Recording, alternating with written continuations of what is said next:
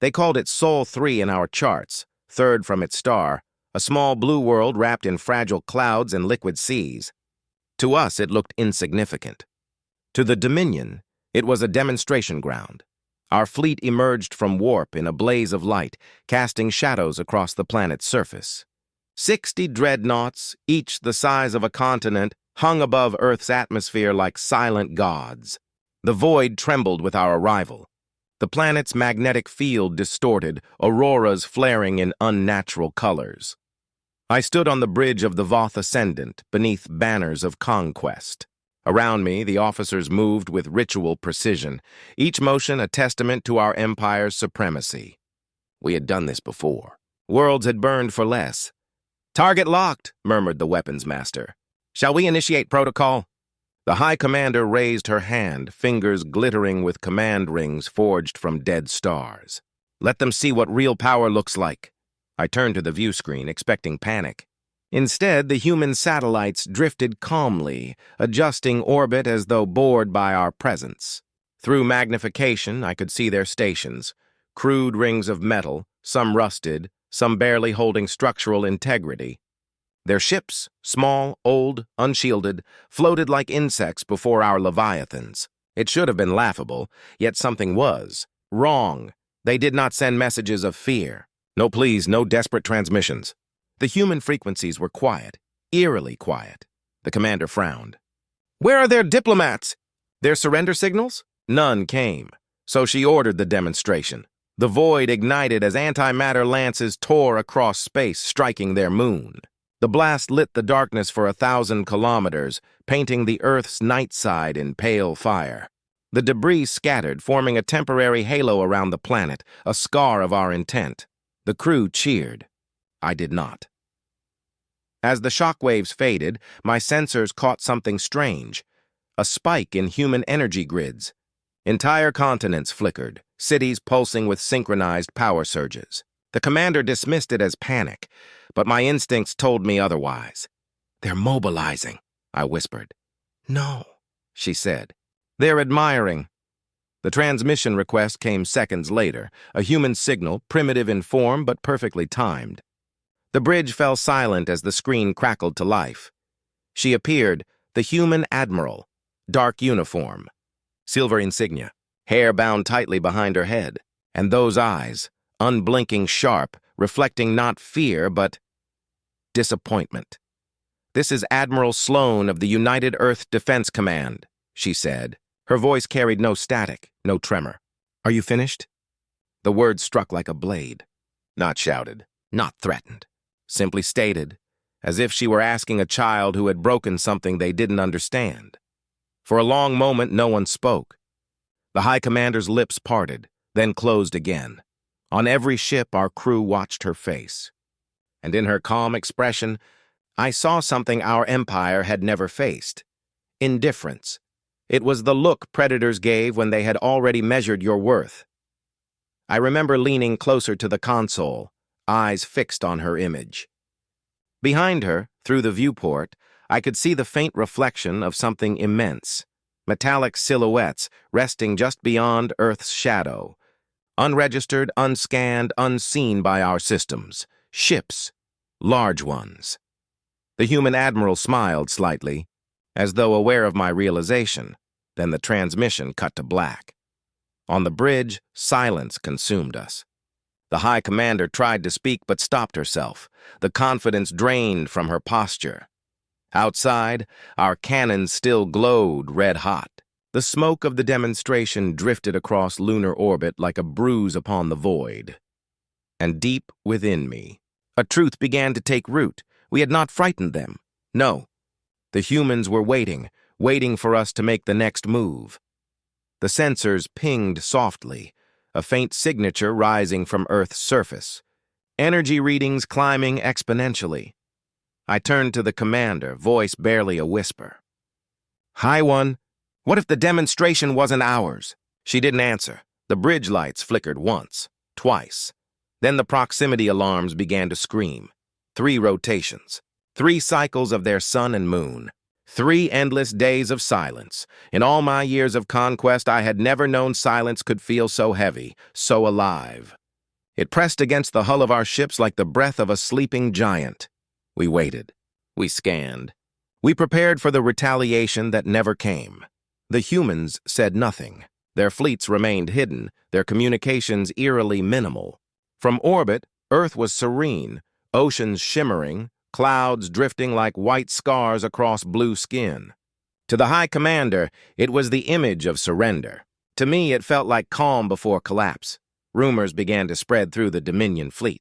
Whispers that the humans had fled, or perhaps destroyed themselves in despair. But our long-range sensors told a different story. Energy readings climbing steadily, subtle fluctuations in the electromagnetic field. Something was happening down there. On the observation deck, I stared at the planet through reinforced glass, its reflection casting ghost light across my armor. Beneath the swirling weather patterns, entire continents began to glow.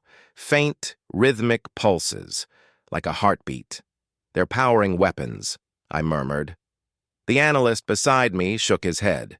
Not weapons, sir, at least not conventional.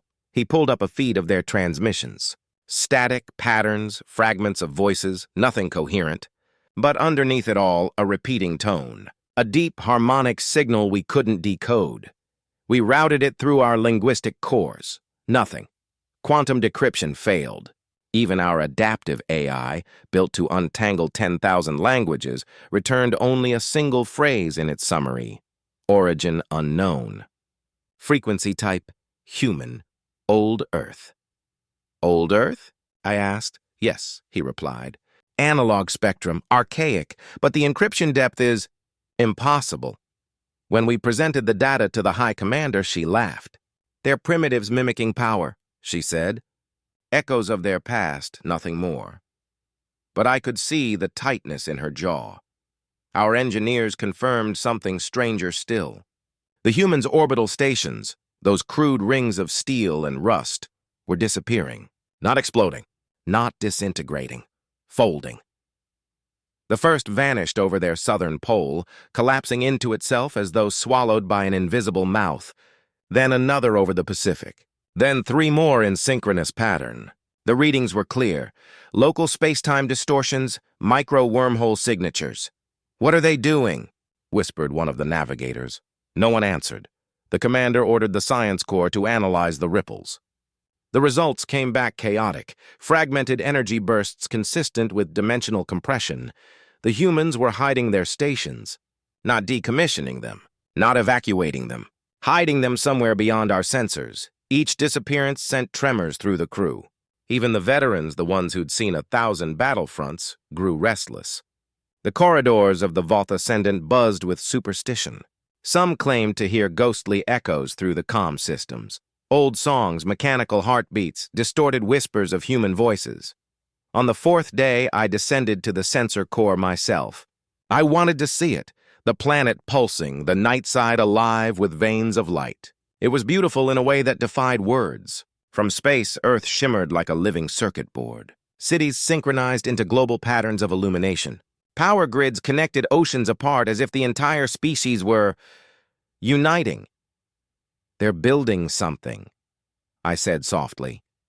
The technician frowned. "Impossible. Their resources are limited. Their technology is centuries behind ours." But the data didn't lie. Their global power output was increasing exponentially. No known reactor signatures, no visible installations. It was as if the entire planet itself had become a single machine. That was when I felt it for the first time. A vibration, subtle beneath the deck. Not from our engines, but from the void itself. "Gravitational interference," reported the helmsman. "Source, Earth."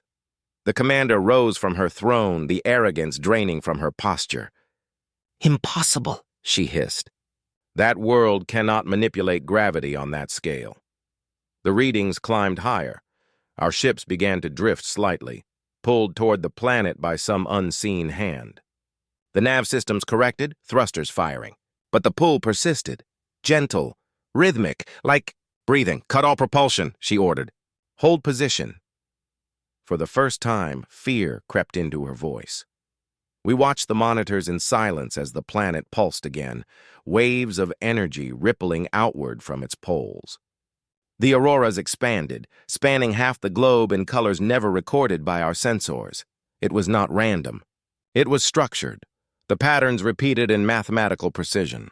The bursts aligned with the harmonic frequency of the old Earth transmissions. Our analysts began to whisper among themselves, running simulations, decoding fragments. After hours of silence, one of them finally spoke. "Hi, One. We think it's a signal." The commander's eyes narrowed. "To whom?" He hesitated. "Not to us."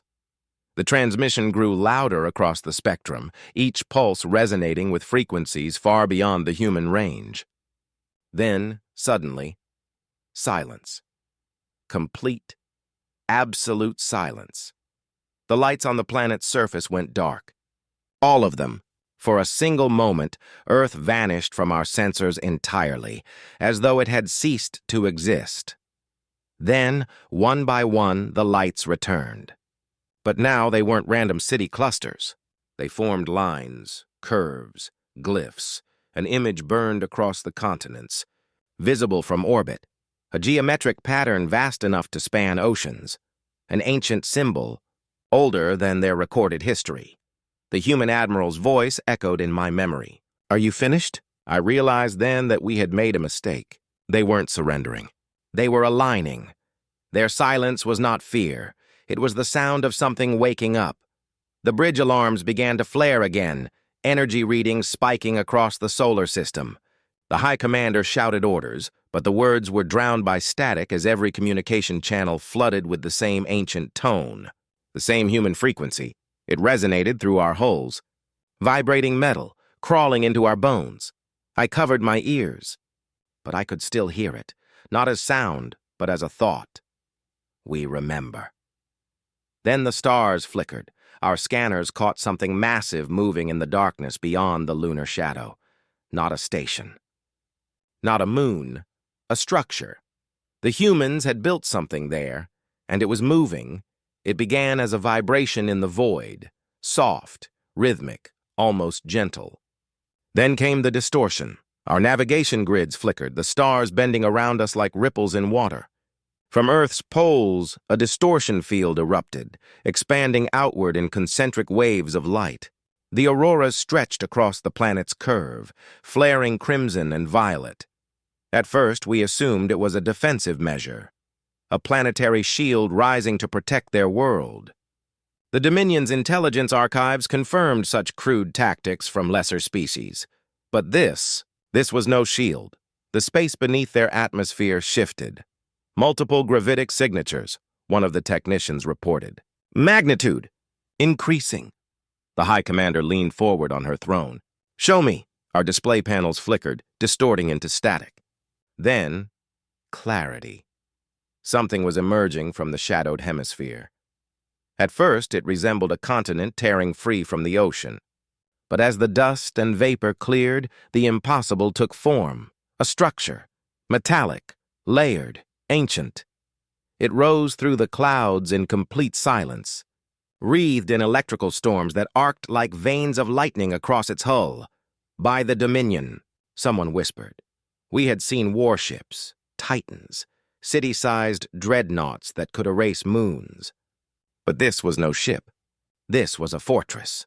The scanners tried to lock on, but the data came back garbled, gravitational anomalies collapsing the readings into noise. The structure was distorting space around itself, its sheer mass bending the laws we understood. "Stabilize sensors," barked the commander. "Impossible, High One," replied the chief technician. It's generating its own gravity well. It's alive in the quantum field." I stared through the viewport, and my breath froze. The fortress was colossal, longer than our entire fleet combined. Its hull was patchworked, scarred, and dark, each section etched with unfamiliar markings. Through magnification, I saw engraved names along its armored spine. Thermopylae, Verdun, Midway, Sol, Mars Gate battlefields, human battlefields. Names of dead worlds and old wars, their wars. "This can't be," I muttered. Those conflicts were millennia ago. The commander turned sharply. Explain. It's as if they built this vessel from the bones of their past, I said. Every scar, every relic, repurposed, reforged. They've been building it for centuries. The technician's voice trembled. High One. Power readings exceed Dominion fleet capacity by a factor of 12. 12? She repeated, incredulous. Yes, and climbing. The bridge fell silent. The humans had hidden this colossus beneath their atmosphere, disguised within their planet's electromagnetic storms. Our sensors had mistaken it for geological noise, atmospheric distortion. Until now. The fortress broke fully through the upper atmosphere, vaporizing clouds as it ascended. Its silhouette blotted out the stars. Around its core burned rings of plasma, thrusters of such magnitude that they twisted space-time itself. It wasn't a ship. It was a monument, a weapon forged from history. The humans had called it the Eternum. The name echoed through our intercepted signals as the fortress stabilized in orbit. I felt my pulse quicken, my throat dry. For the first time in my service, I wanted to look away. Prepare strike formation, ordered the High Commander. Her voice wavered. We will not be humiliated. Our fleets formed up. 60 dreadnoughts in combat alignment, weapons trained on the human fortress. But even before the order was complete, our targeting systems faltered. Interference, shouted the gunnery chief. Their gravity wells are corrupting lock-on. They're disabling us? No, I whispered. They're dismissing us. The human frequencies flared to life across every comm channel. Static at first, then a single voice. The same woman. Calm. Unflinching. This is Admiral Sloan of the Eternum. Her voice carried through the void like a blade cutting silence. Dominion Command, she said, you are trespassing in soul space. You displayed your weapons. You scarred our moon. You demanded reverence. There was a pause. I could hear the hum of the ship behind her, the pulse of unimaginable machinery awakening. Consider your demonstration answered. The bridge went cold. She wasn't shouting. She didn't need to. Every syllable carried the weight of inevitability. Her eyes, those same eyes from before, pierced through our screen. Then she spoke the words that would echo through history. Humanity does not bow. Every monitor in our fleet went black. For a heartbeat, we thought the transmission had ended. But then, through the static, came the sound of movement, metal grinding, thrusters igniting. Gravity screaming, the Eternum was powering up. High One! Their energy output. I see it, the commander said softly. The readings spiked off the charts. Our instruments overloaded, sparks flying from control panels. The gravitational field expanded, enveloping our front line. It was as if the human ship's presence itself rejected us, repelled us like the universe correcting an imbalance. One by one, Dominion vessels drifted out of formation, thrown off by unseen forces. The Eternum's hull split open along its central axis, revealing vast structures within, rows upon rows of cannons, missile silos, particle conduits, all humming in synchronization. The patterns across its surface glowed with radiant heat, inscriptions of ancient wars burning anew.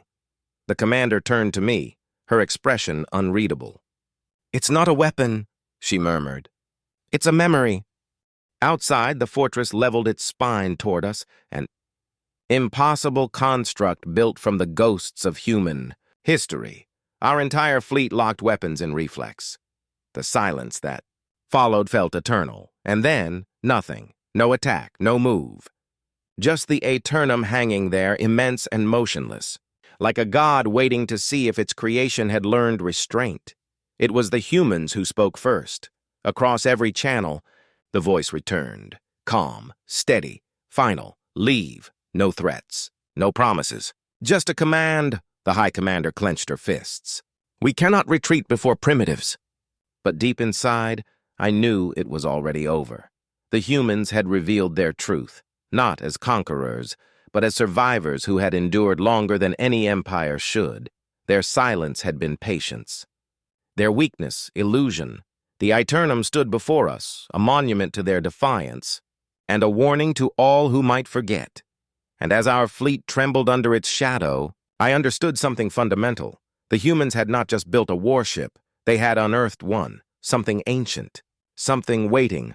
The void trembled once more. The human fortress began to move, not toward us, but through us. Our instruments failed. Our ships drifted helplessly as the Eternum passed between our formation like a mountain gliding through mist. Its gravity bent our hulls, its presence pressing against our minds. For a fleeting second, I thought I heard it speak, not through radio, but through the metal of our ships, through the hum of the void itself, we remember, and then it was gone, vanishing into the dark side of the moon. But its shadow remained, draped across our fleet like a prophecy. No one moved. No one breathed. The High Commander finally whispered, voice hollow, "What? Have they awakened?" I had no answer, only a single terrible certainty. Whatever humanity had been, prey, primitive, fragile, was gone, and in its place, something older had opened its eyes. The silence broke with light. A single flare, a spear of burning plasma, tore through the darkness and split the void clean in two. It was not a beam. It was not a missile. It was a statement. The first Dominion dreadnought vanished before it even had time to scream. The second followed a heartbeat later, its armor folding inward like molten paper. The third tried to evade, engines burning white, but the spear bent mid-flight, curving as if guided by thought. Then it struck. 3 capital ships, 60,000 lives, gone in seconds. We didn't even have shields up. The void around us burned with ion fire, a silent storm of wreckage spiraling through the dark. The bridge shuddered beneath my feet. Panels cracked. Warning klaxons howled like wounded beasts. "The humans fired first!" shouted the helmsman. The High Commander rose, eyes wide, fury breaking through disbelief. "Counterfire! All batteries now!" And so we unleashed hell neutron storms, dark matter lances, singularity torpedoes, every weapon the Dominion had ever forged. The void erupted into a chaos of light and radiation. The human fortress, the Eternum, was engulfed in our fire. When the light cleared, it still stood, untouched. Our sensors screamed in protest. Its energy signature had grown stronger. It was feeding on our attack, absorbing, adapting. Its hull shimmered with waves of radiant distortion, a lattice of fields shifting faster than physics should allow. "Every strike we launched only strengthened its defenses. They're absorbing our energy," someone cried. The commander turned to me, eyes blazing. "Find a weakness." "There is none," I whispered, because this wasn't defense. This was design. The humans hadn't built their fortress to survive our weapons. They'd built it to learn from them. A tremor shook the fleet. From beneath our formation, the sensors lit up with new contacts, dozens of them, multiple bogies emerging from lunar shadow. The display flooded with signals. Small ships, sleek, angular, moving in perfect synchronization. "Identify," the commander barked. The analyst stammered, "Human signatures, High One, but they're too fast, too coordinated." On screen, the swarm broke formation and reassembled instantly, a living storm of motion. They darted between our dreadnoughts, weaving through our fields with precision impossible for biological pilots. "They're predicting our maneuvers," the tactical AI reported. "No," I corrected quietly, watching their movements in disbelief. "They already know them."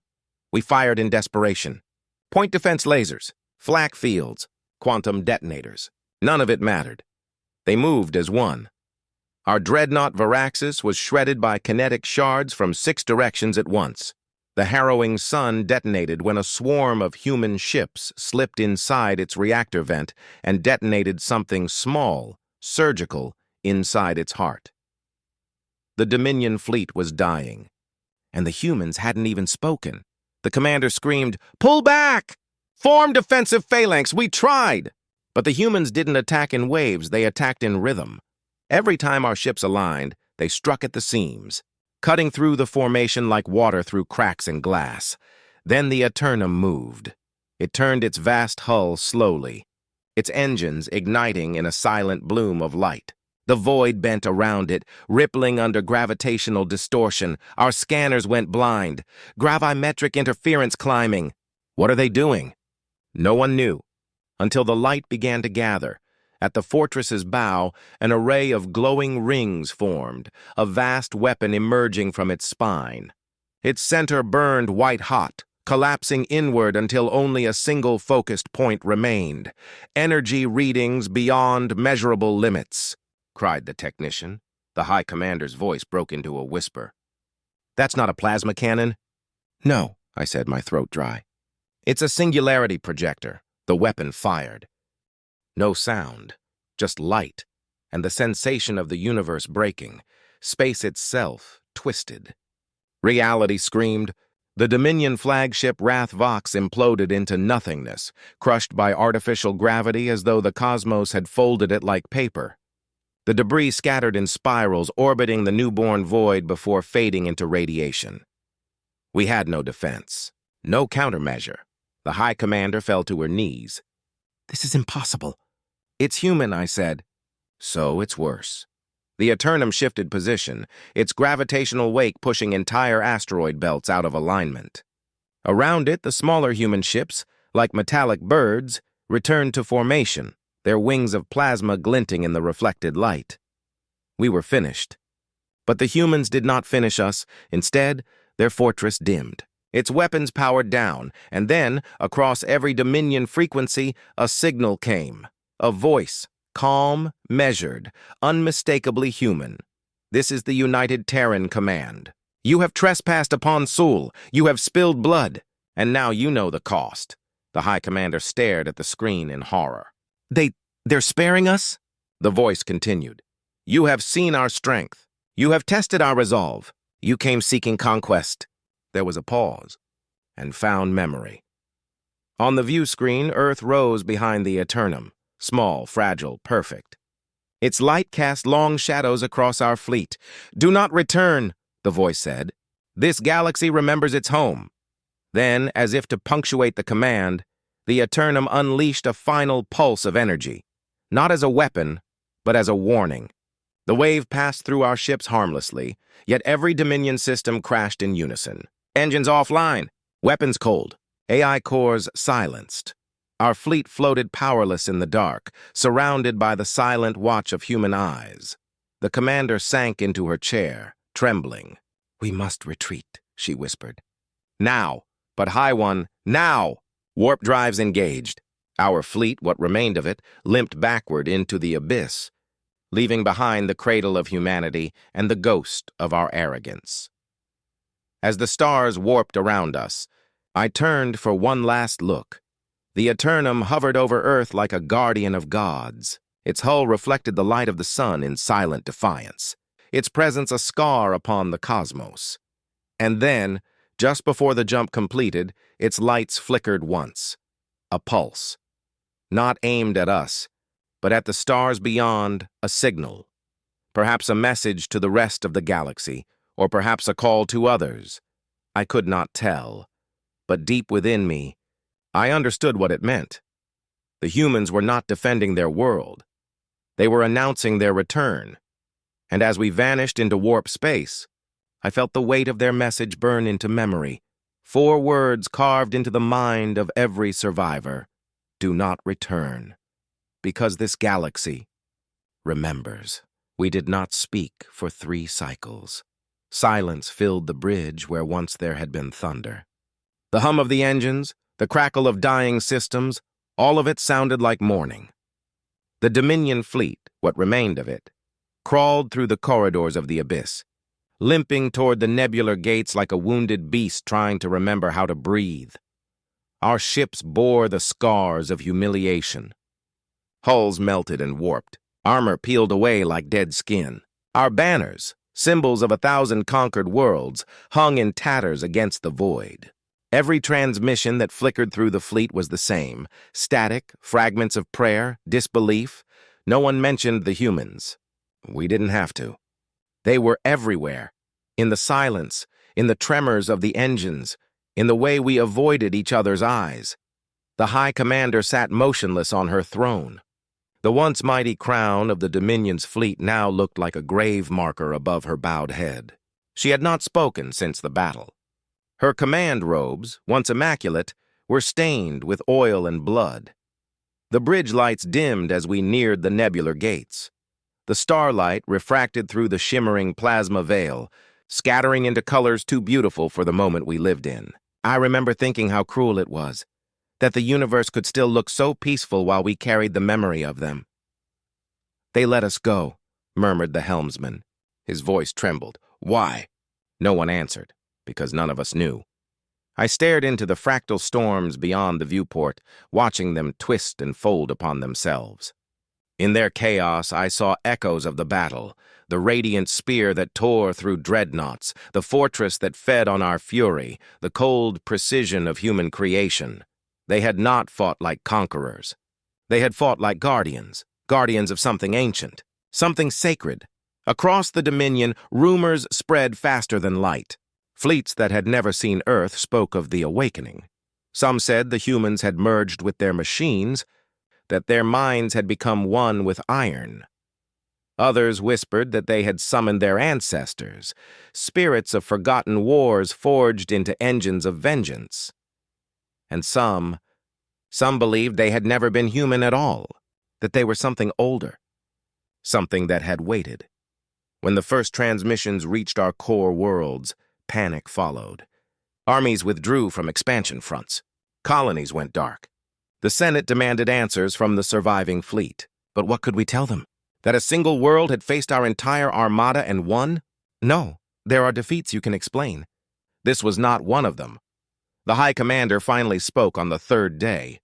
Her voice was hollow, stripped of pride. "We thought we were gods," she said. "But gods do not bleed.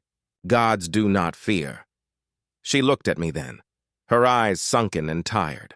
And yet, I can still hear her voice. I didn't need to ask whose. I heard it too. "Are you finished?" Those words haunted every survivor. They echoed in the corridors, in the hum of the ship's heart, in the silence before sleep. They weren't just a question, they were a mirror. A reflection of our arrogance, our blindness. Perhaps the humans didn't destroy us because they didn't need to. Perhaps they understood that survival was the sharper blade, that letting us live would do what no weapon could, make us remember. When I close my eyes now, I see their ship again, the Eternum. Its hull blackened by time, its engines glowing like newborn stars. I feel its gravity pressing down on me, the way a mountain might weigh upon a prayer. There is no word in our language for what I feel. Fear is too small. Awe is too gentle. It is something deeper, an awareness that the universe is not ours to command, only to witness. We are explorers, conquerors, scientists. But in that moment I understood. We are also children. And the humans, they are the elders we forgot. Our fleet drifts still. The Senate calls for vengeance, but no ship dares to approach Sol. The memory of that fortress, its silent defiance, its voice of calm finality, keeps even the most zealous commanders awake at night.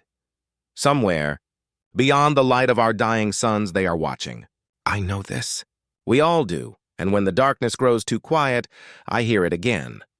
That voice, that question, "Are you finished?" And though I cannot answer, though no words will ever suffice, I know what she meant. She was not asking about the battle. She was asking about our delusion, because humanity was never finished. They were only waiting for us to begin to understand.